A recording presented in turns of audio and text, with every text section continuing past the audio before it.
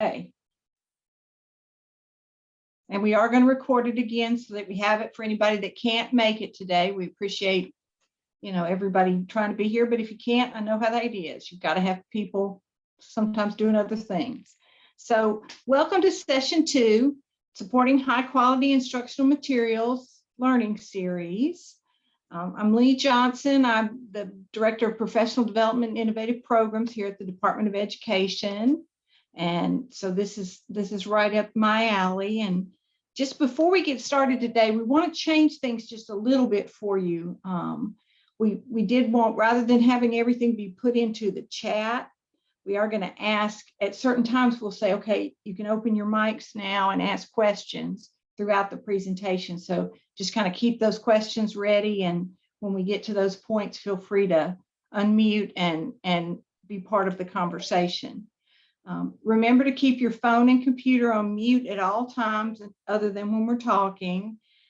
If you do have specific questions as we go along, also feel free to put those in the chat. We'll be happy to answer those as we go through too.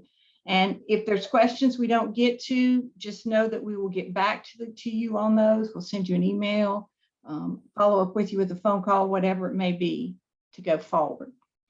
All right, so here we go. So here is our list of objectives for our time together today. And just so you'll kind of know where we're heading. We want you to know what high quality curriculum aligned professional learning, so HQPL, is and why it's an integral part of a productive, successful HQIM implementation. We're going to describe what our specific efforts are going to be to support the selection and use of HQPL, of the high quality professional learning. Last week we talked about HQIM, the materials, and how we built up the adoption process and how we set up to get schools to purchase and districts to purchase those high quality instructional materials. So this week we're really focusing in on, okay, we've got the materials picked out. Now, how are we going to get everybody trained up on those materials? Because we truly believe that getting access to every teacher in Mississippi to high quality professional learning is going to make the biggest difference for us. So here's our agenda for the next hour. We're going to talk about high quality PL. We're going to talk about how we're going to scale it, and then we're going to spend a little time on next steps and answering questions. So here we go. In order to meet our mission and our vision in Mississippi for that world-class education system, we've got to provide high-quality Tier 1 instruction. And obviously, Tier 2 and Tier 3 are important, but every kid has got to have that high-quality Tier 1 instruction every day in the classroom. So that means schools have got to have a strong, cohesive academic foundation, including a plan for high-quality instructional materials, assessments, professional learning, etc., across all grade levels and all core content areas. To support these efforts, we're going to launch a multi-pronged professional learning strategy to ensure that educators across the state have the training and ongoing support they need and deserve. So you may be saying, well, okay, if these high quality instructional materials are so great, and everybody's touting that they're so great, why do you need statewide professional learning? Well, we need this strategy because we've got to deepen teachers' understandings of what to teach, that content piece. And then we've got to work on how they teach it. And that all needs to be connected to the materials that they're using in their classrooms and reflect the best practices for adult learning. So, in other words, how you teach teachers to teach is very different than how teachers teach students. And we all know this, all of you know this, working with adult learners, and the whole idea of working with the difference in how an adult thinks through a process than how a student would. As we discussed in section 1, the relationship between the teacher practice and the content is a core component of the instructional core. Remember our model, our triangle model that we had? So when you teach students using high quality instructional materials, they learn more and perform better, right? That was the whole premise behind HQIM. Research into improvements in learning show that it can be greatly enhanced if the instructional materials are paired with high quality professional learning. So what we've done here in Mississippi is we've created a definition in our mind of what high quality professional learning is. And this definition is out on our Instructional Materials Matter webpage. So if you want to go there and get a copy, you can. And we've created this graphic here to help you understand more clearly how it works. So the first aspect, if you will, of high quality professional learning is that it's focused on content. When professional learning is disconnected from the materials that the teachers are using and just focuses on isolated strategies, those strategies remain just that. They remain isolated and they get forgotten. It becomes, here's the tip and the trick to get you through. But if it's focused in on the content, it tends to stick better. It's grounded in active learning. It creates an engaging space where educators practice new skills and solve problems as students to proactively plan for where students may struggle with the materials. How many times have you said to a teacher, practice, take the worksheet you're going to give them and go through it yourself to find where the breakdowns are going to be and the problems are going to be? How many times have you told them, have you asked them, have you taken the assessment yourself before you give it to the students? That's what we're talking about here, active learning. It's collaborative and it's job embedded. The professional learning provides opportunities for teachers to collaboratively plan during the school day, or as we tend to do things now, virtually. Allows them to plan virtually together. It includes coaching and mentoring. Teachers are provided with the opportunity to seek advice from experts within their building, to help fellow teachers. It may be that they form a Facebook group, and so they're talking with teachers all over the state. There's so many options available now, but you've got to have that sense of coaching and mentoring of each other. And the next step, so important, is providing feedback and reflection. Teachers get feedback on their practice and they reflect on their learning through these high quality professional learning trainings. And the last step listed here is ongoing. It's got to happen regularly and often throughout the year to ensure you get that just-in-time support. You can't tell them everything at the very beginning of the year and expect them to know in May what they're supposed to be doing. You've got to have that just-in-time support. And finally, all these steps involve using data, and we've added the arrows in there to try to show you how you use your data to drive your instruction.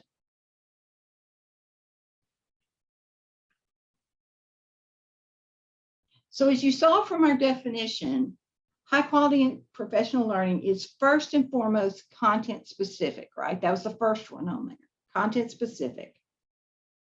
It's not about isolated strategies unrelated to the materials teachers are using in their classroom, but rather it is deeply grounded in those materials. This type of curriculum-specific professional learning prepares teachers to ultimately provide their students with the instruction they deserve. Let's take a deeper look at some of these benefits. So when a teacher knows that lesson inside and out, then they can handle that twist and turn of a student that didn't quite get it or ask that off the wall question that could take you on a bird walk somewhere. but that allows the students to master grade level content and really engage in their own learning because the teacher is so strong. When teachers have ongoing support on their curriculum throughout the year, then the students have teachers who are prepared. And there's not that, oh, here's a worksheet for y'all to do. I didn't get a lesson plan. I'm sure that's never happened to any of you, ever. When teachers feel supported and they're more confident in their teaching, that increases their job satisfaction. That makes them stay around as teachers. So students get veteran teachers, or at least teachers that aren't in their first year every year, which we all know that can be very difficult for students and for teachers. And it helps the students stay energized and engaged because the teachers are.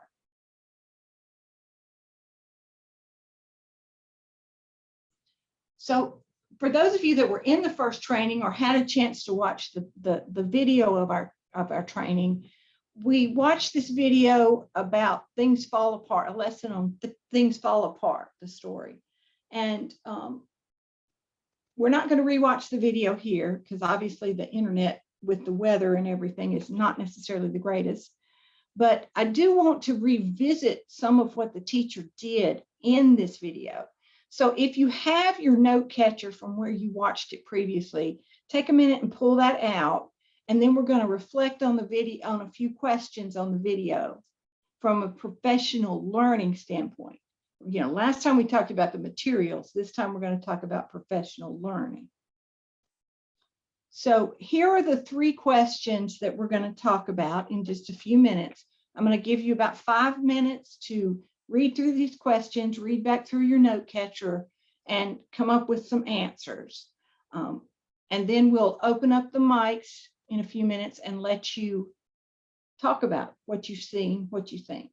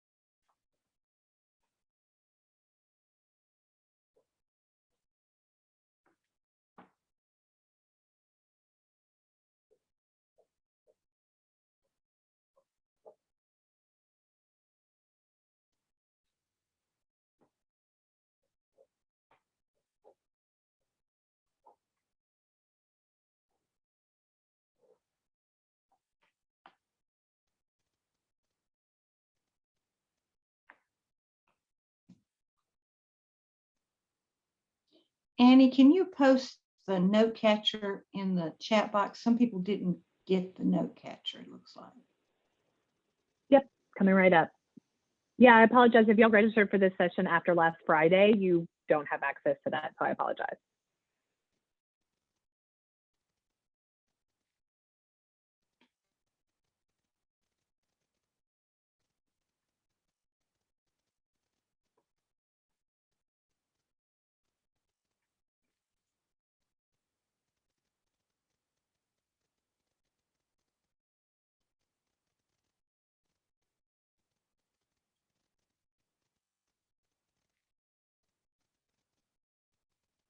So Jamie asked where we can get the recording to the first session. I have that, Jamie, and actually Nathan Oakley sent it out to everyone who was registered for that session. And then everyone who's registered for this session, we'll send both recordings to you this next time. I think we can make that happen. Okay. So we'll get those out to you after this. And it has links to all the videos and all those pieces. So And let then me I take just this. dropped a link, yeah, in the chat. But Oh, yeah, go awesome, ahead, Lee. awesome. So let me just take a brief minute for those of you who maybe haven't had a chance to look at the video. Basically, what we saw was a classroom of probably about 20 students, and they were sitting in groups of 2 and 3, and they were talking through their thesis statement on this story. And the teacher was walking around, debriefing with the students, directing them back to the questions being asked of them. And then she brought them back to whole group, and they presented different answers. And they used snaps for feedback, rather than talking. And they circled back around to the overall thesis statement. I think those were kind of the big points there. So let's open up your microphones and let's talk about what trainings and skills did this teacher need to receive to be able to do this kind of learning? This is Whitney, and I feel like one of the major skills she needed was how to facilitate as opposed to lecture. And that's so hard to teach someone, isn't it? And it's also, it was obvious that she had adequate wait time and appropriate responses to elicit students' thoughts as opposed to regurgitating information. And she led them to conclusions using evidence from the text and from their previous conversations. You're right, difficult to teach. Yeah, and I think too, the productive struggle, just realizing that they're not going to know the correct answer the first time. You got to let them really work through that. And you could see on the student's face, the more they communicated back and forth, she has to be able to let them, kids need to be frustrated at times to get to an answer. We don't need to go rescue them. We rescue them. That's just a teacher's nature to go rescue. So she's learned to let them have the productive struggle. And I think going with both of those, like she had to really understand the standard and where the lesson was going to help redirect questions or ask follow-up questions that both valued their time and like their learning and got to her ultimate objective as well.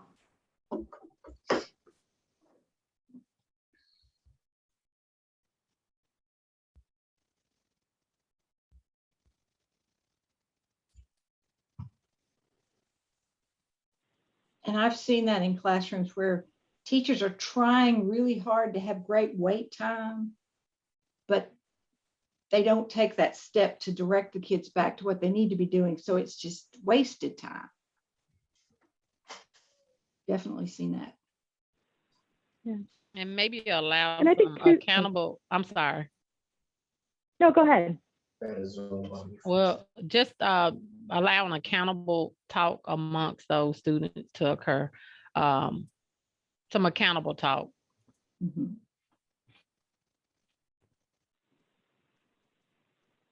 Yeah, I thought agree. that I mean, they had real talk in that classroom, and I think that was great too.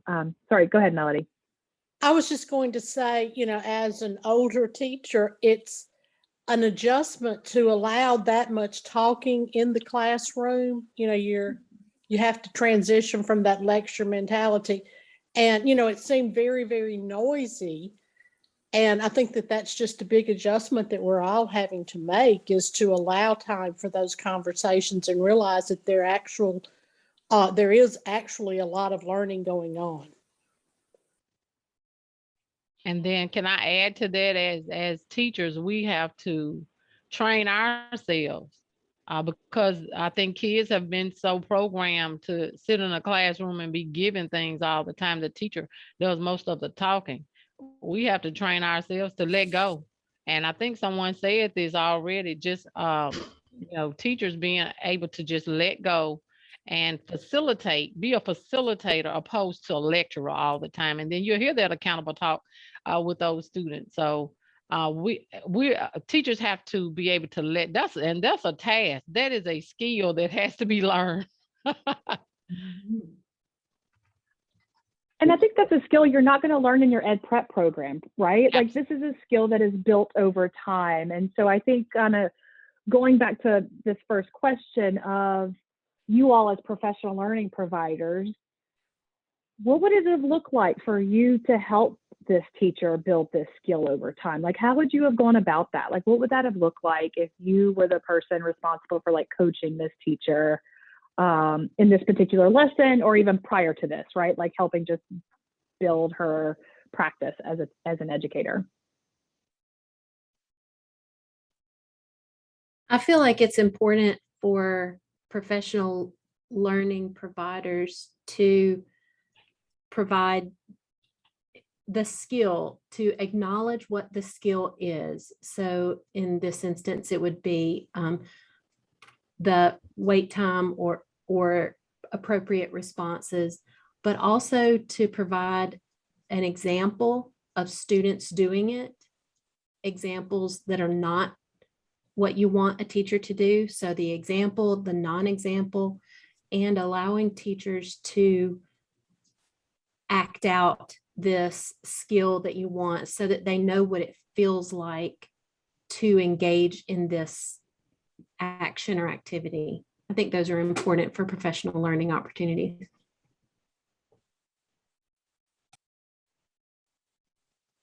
And I thought it was very evident that the teacher also had some training about providing focused feedback to the students. So it wasn't surface level, like good answer. It was very focused, and it was always redirecting the student back, or students back to the a theme, but did you really get to that answer? Are you digging deeper? Think deeper about this. So it was evident that she had some training on how to provide that focused feedback to students and getting them back to where they need to go.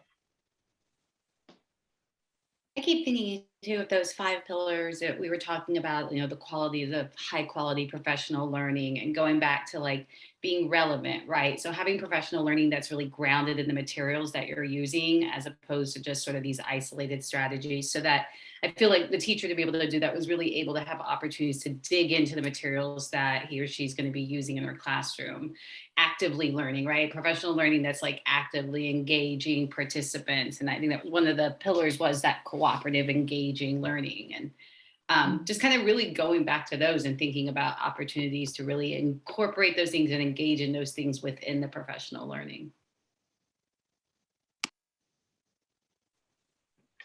And so let's talk a little bit about current professional learning that you're providing and meeting these types of demands. Are schools asking for this type of training? Do they even know that they need this now, or is it? I mean, what are you seeing out there in the field? You guys are the experts in the field. I think a lot of times we are seeing, as we go into districts and school to train, and this is from like the Great Minds viewpoint, and I have some colleagues on here too, but we're seeing it's more about the planning support. We see a lot of teachers who are not digging into the high quality curriculum and doing the protocols that we've asked them to do in planning, because they were so used to maybe doing a lesson plan, but the structure is really around taking the high quality curriculum and annotating inside of it and studying it. That's where the work comes that you have to put in. And so we see that as a real need in the planning, and then also coaching and implementation support. But that's where we find that a lot of teachers are lacking. And we know that they have a lot on their plate. But you do have to know the high quality curriculum and plan for that.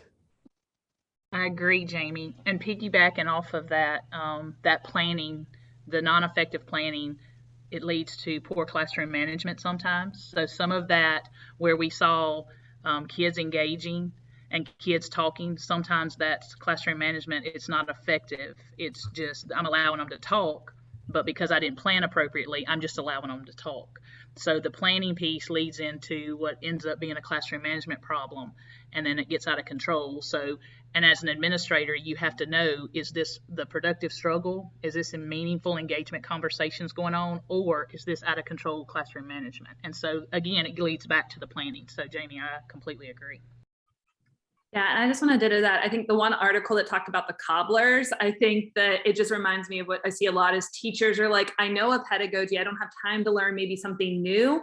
So it's not that I don't distrust it, but to Jamie's point, I have a lot on my plate. So like, let me find something that seems either like no prep or a little bit easier, that seems more familiar for me, maybe from 2 curriculums ago or something, because that's what I have the time for, versus like, you know, we're constantly going back and saying like, this is to make your life easier, like this high quality instructional material, and here's it. But it takes a lot, and without that planning support, I think can easily get used as an extra resource instead of the main resource. And I think having a conversation about high quality instructional materials alongside a conversation about high quality professional learning is an opportunity for us to perhaps engage administrators in a paradigm shift. I know when I'm asked questions about our curriculum materials, the question is, well, when can you come train us on the materials? It's a very different thing than thinking about pedagogy and teacher practice and teacher skill with the curriculum materials. I can't remember which one of the readings it was that pointed out, you know, getting an afternoon training on what's in your kit, or, you know, what the material, how to navigate the materials, is quite a different thing. And I think sometimes that's a hard conversation with administrators. It's often tied to money. So they're thinking, okay, we just purchased all these fine materials. Our teachers ought to be able to use these without professional support. And that's just not the way it is. My sister-in-law is a physician, and when they get a new piece of equipment in her practice, they get ongoing training and support with that new piece of equipment that supports her practice as a physician. And so I think I'm always drawing analogies between her work and mine as an educator. And so I just love having this conversation, Leah and Annie, about curriculum materials alongside professional learning. Absolutely. Great, thanks, Kim. I want to add to this is Latanya from Greenville, Latanya Calhoun. And we just talked about this morning. I had a conversation with our district content specialist, our ELA specialist, and she's on as well. But we were just talking about how we have a lot of new teachers, and because they're new teachers, they may not have that content that they need. And then I know that the high quality instructional materials would definitely keep them more focused with their instructional, but coaching has to occur, and it must be personalized and ongoing. So we have to constantly keep providing them that support that they need throughout. And then feedback has to be ongoing as well. And it needs to be immediate and timely so that improvements can be made in the instruction. So I do know that the high quality instructional material will definitely help us throughout, and it will bring about what we're looking for, which is the more focus on the students and less focus on the teachers. You know, what the students are learning, and less focus on those teachers, because teachers always think we're in a I got you mode. You know, we're coming in to, and let me put my camera on because my superintendent would die if she knew this. But anyway, anyway, y'all, I'm sorry, but I think everything has to be intentional. Everything has to be intentional and focused, because really our outcome is student achievement, and we want to make sure that our children are getting the best from our teachers and from those that are around them. So the coaching, the feedback, all of that has to be intentional. The things I wanted to follow up on an item I put in the chat about the way the system behaves. I think for folks who are on this Zoom from districts and having run 3 districts in the state, we've got to look very carefully at how school districts behave in regards to how they support teachers in the use of time. Because when you're dealing with new teachers who are not accustomed to the fast pace of lesson planning and the movement throughout the day, we're asking a lot of them to be able to do that on top of all these other things. Now, remember now, they also have these other duties that we assign to them, whether they're some type of sponsor, whether whatever else that might be in their grade level chair or what have you. But if we don't figure out how to help teachers find that time during the school day, then we're going to force teachers to plan in ways that are going to be counterproductive to the outcomes that you have. So that means that the school and the school district has got to pay more attention to the way schools use time and the way districts use time. I'm currently working with a school district, and we did a survey with the teachers in all the schools. And the number one thing that the teachers said is that the professional development is not directly linked to what I do every day. But that's what teachers said in the survey. So then if we're not going to ensure that we say we're using data, but I'm evaluating the PD plan of a district that got it PD plan, sent it to the board just this month. And I asked the question, what data did you use to develop this PD plan? Because I see nothing specific to a subject area. And so when you cannot really lift the right information from your data in order to create a PD plan that's really impactful, then you're going to get these results that are less than what we expect them to be. So I think school districts must first look at themselves as a system so that the system truly serves the needs of children who are serving the needs of teachers who are serving the needs of children. Dr. Watkins, that's powerful because that's exactly the conversation we just had with our new teachers and the mentors. As it relates to time, they kept saying we're overwhelmed. All of these things y'all are having us do, MTSS and this and that, lesson plans, they are overwhelmed. So we had to step back, take a look at what we were doing, and we're making some changes as we speak. So. And I do think as we go forward here with this very focused type of professional learning, that it will provide a chance to do just that, to focus the teachers in, to get them working on just in small chunks on this type of information. And that's where we need your help to make sure this is all going to happen the way it's supposed to. All right, so any other comments that we want to put in here before we move forward? I would love to definitely share. Right now, we've been conducting some studies, and what we're finding is that the mindset is often that first hurdle that is the difference between teachers and their implementation experience. And it's also the leader coaching around that mindset, right? So the high quality instructional materials, what is the mindset around that? And oftentimes the teacher is going to go to their leader on campus for support before they go to a district specialist or anyone else.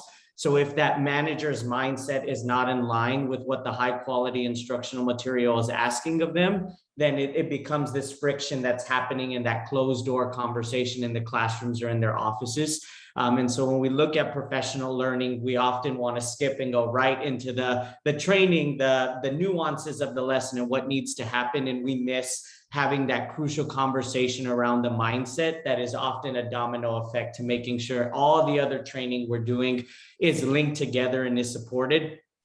And if the leader's not bought in, or if they're not going to endorse it or support it, then they're not going to do the work to learn it and to be able to coach around it effectively. So that's what we've seen is that first big movement that needs to happen. And it's tempting to not talk about that or just to skip it, but to really look at it, spend the time with it, and doing that will help the rest of the plan fall into place. You're absolutely right, George. Thank you for that. That leads in perfectly to our next section. So if I can get my mouse to work. So when we talked about that we had a multi-pronged approach that we're planning on, one big piece of it, and this hopefully will help some of you, is you can't just start at the teacher level. I mean, you've got to hit the teacher level. You can't leave it out, but you've also, like you said, got to get those administrators in. And I think that just helps lead into what we're doing. It's so obvious from your comments today and from things that we know that high quality professional learning makes a big impact on teachers and then on students. So here are some of the ways going forward that we're going to try to help ensure that our teachers can get the trainings that they need and deserve, and how you can help them to get there. So like I said, this multi-pronged professional learning strategy that helps the teachers to have the knowledge and the skills that they need to provide standards aligned instruction to students. Both our schools and our school districts and their leaders must provide them with not only the materials, but the training, and the leaders need the training. And we're going to try to get there through all of these 4 goals that we have listed for you here. Create this learner partner guide that highlights you, the best class providers, the best in class providers who service our state's HQIM. We're going to build district and school provider capacity to support the skillful use of HQIM. We're going to train district and school leaders and lead teachers, which I think is a group a lot of times we miss, is that whole lead teacher level. That's not an assistant principal, that's not a curriculum coordinator, but kind of does all of that stuff too. But the lead teachers so that they can also provide direct support and training, and that they can work with you to better align what their individual teachers need. And then as we move forward and we get there, we want to share out success stories that have happened so that other schools can be inspired and be willing to step off into this big, messy thing that makes school so much better for kids.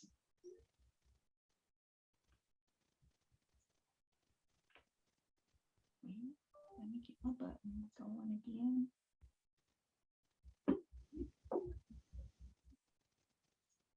There we go. There we go. So I'm going to step back from the mic here for a minute, and I'm going to pass it over to our partners here at Rivet Education. And we're going to start with Annie Morrison and let her share with you a little bit about how this is all going to work. Thanks, Lee, and hi everyone. I know I've been joining for these last 2 sessions and engaging with you all in the chat, but I haven't had a chance to actually introduce myself. So my name is Annie Morrison. I'm one of the co-founders of Rivet Education, and we are an organization that works directly with state departments of education to help them scale the use of high quality instructional materials. Both myself and my partner, Lizzie Vakowski, we both were with the Louisiana Department of Education before forming Rivet. I was the director of communications, and Lizzie was chief of staff for our academic content team. And so we were both with the agency for many years and had the opportunity to work on a lot of Louisiana's reform efforts. And I think the one that we saw that was the most impactful in our state was our work around curriculum adoption and implementation, and seeing how adopting these great materials and then providing teachers and school leaders with the professional learning they needed and deserved on those materials, we finally started to see the needle move in Louisiana. And we're garnering national attention for this work. And so Lizzie and I decided to form Rivet to help other states embrace this work and help provide their districts with high quality instruction materials. And as part of this work, we also realized when we started doing it that there wasn't a national professional learning vendor guide like the one we had created in Louisiana that would point districts to those organizations that provided support and professional learning on high quality instruction materials. In the same way the Ed Report points districts to the materials themselves, there wasn't a national version that would then point districts to these organizations. And so we launched the Professional Learning Partner Guide last August. It is a national and free tool that any district across the country can use that provides them with a vetted list of those organizations that are best in class in providing curriculum, high quality instruction materials aligned professional learning. We currently have 37 organizations that are in this national version, and we are excited to be partnering with the Mississippi Department of Education to be launching a Mississippi specific version of this tool next spring. And so we, really are really excited about the opportunity of having Mississippi local providers, so all of you being a part of this tool. Because again, this will be the list when our districts across Mississippi are wanting support in adopting a new materials, launching a new materials, or providing ongoing support for teachers and leaders on their materials. This is going to be the list that they will go to and this guide to find out who they can partner with. And so we're just really excited to bring this opportunity to districts across Mississippi and have the opportunity to partner with you all on this work. Next slide, please. And so really the goal of the Professional Learning Partner Guide will be twofold. It is to increase both districts and professional learning providers in Mississippi's knowledge of what constitutes high quality professional learning. So a lot of the conversation that we've been having today of like defining high quality professional learning in Mississippi, we hope that is like one of the outcomes of this tool. And then, like I said before, the second goal is to then just to point educators across the state to a list of skilled providers who can support them in their work.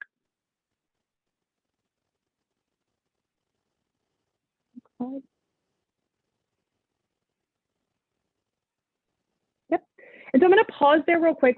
Session 3 of this learning series is going to go into the details of the application process for the Professional Learning Partner Guide. So I'm joined actually today with my colleague, Alexa Obregon. Alexa, say hi to everybody.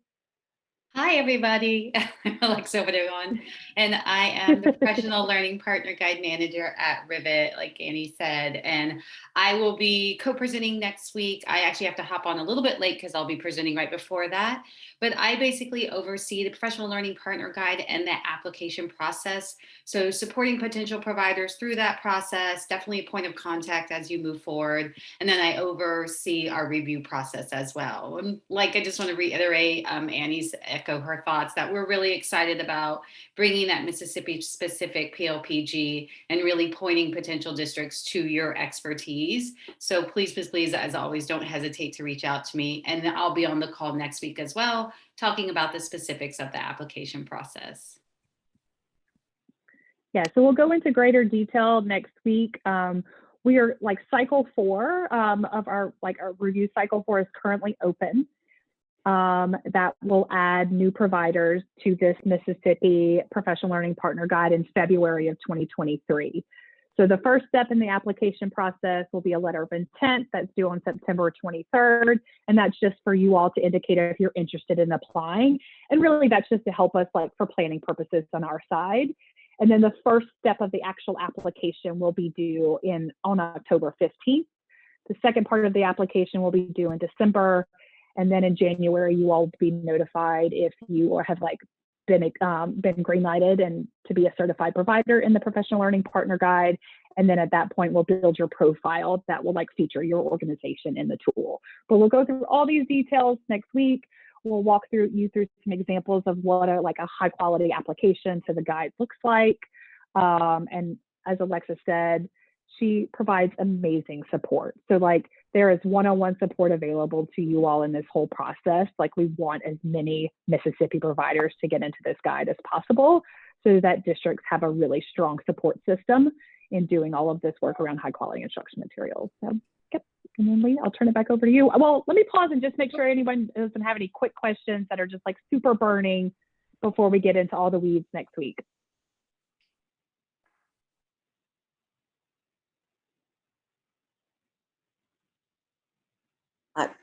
This is Tanette. I have my hand raised. I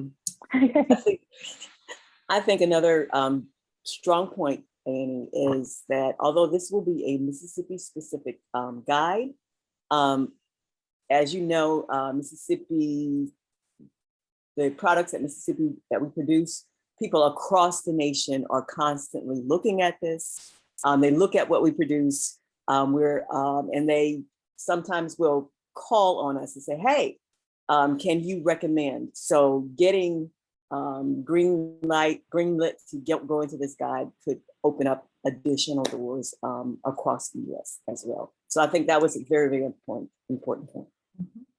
Yes, Annette, I'm so glad you said that. So that's a really great point in that if you are an organization, not only will you be in the Mississippi specific version of the PLPG, but you also simultaneously appear in the national version. So as an organization, if you just service Mississippi, that will be like, there's a little map on your profile. Mississippi will be the only state highlighted. But if you're an organization that maybe services the full South or all 50 states, whatever that may be, in the national version, that will be featured there. So it's also a great opportunity for you all to market yourselves for those of you that are servicing other states besides Mississippi as well. Yep, thanks so much, Tanette, for mentioning that. Annie, how might that work if you, as the provider, we're already in the national guide? Is there any difference in this application process? Will we learn more about that? No, there is no difference. If you guys are already green lighted, then you will automatically be added to the Mississippi version, assuming you guys have indicated to us that you service Mississippi, which you obviously do. Yep. All right, so just a couple of reminders about how you can get involved. We want you to continue to encourage your districts to use those ESSER funds and those ARC funds to invest in high quality instructional materials and in this professional learning. You may be the boots on the ground that can remind them, like you said, sometimes the administrators aren't quite on board with everything. So anything you can do to help them there would be great. I would say you probably will want to begin to conduct an internal assessment of what PL services you have that are aligned to the HQIM. Rivet has this really awesome scoring and evidence guide that you can use to review your work and what you have to help you get started. And then, as we've said so much through here, become one of our certified providers. We need you to be a part of everything here. So that last session will be September 21st, 10 to 11:30 a.m. And you can register for that. This came out in Ed Update a couple of times. If you have additional questions, of course, feel free to email me and I can get information back out to you. This next session, it is a little longer. It's 90 minutes. I know sometimes we miss that when we're planning, and it's always important to plan. So it is a 90-minute session, just so that you know. Any other questions or concerns that we need to bring up before we close out today?